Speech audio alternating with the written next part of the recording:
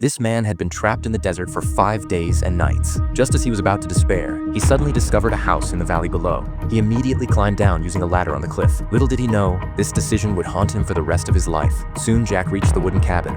He opened the door to find a woman cooking, but when Jack wanted to borrow the phone to call for help, the woman didn't respond. She simply kept inviting him to rest there for the night. The starving Jack didn't think much of it and agreed. However, he didn't realize he had already fallen into a terrifying trap. No matter what Jack asked the woman, she remained silent. Although the man found this very strange, he didn't pay much attention to it. But when Jack prepared to leave the next day, he was horrified to discover that part of the ladder on the cliff was missing.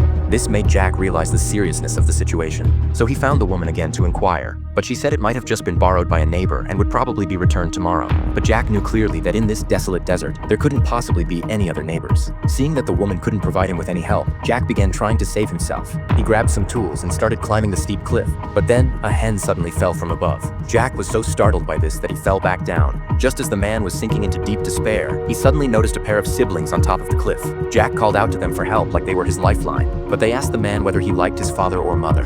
Although Jack felt very confused, he still answered that he liked his mother. After hearing his answer, the boy quickly brought a rope. Although none of this made any sense, Jack still received help because of it. But just when he thought he could finally escape this place, the rope stopped in midair. No matter how much he called out, he got no response from the two siblings. Jack hung there for a full 5 hours. Under the 40-degree heat, the man gradually passed out. When he woke up, Jack found himself back in the wooden cabin.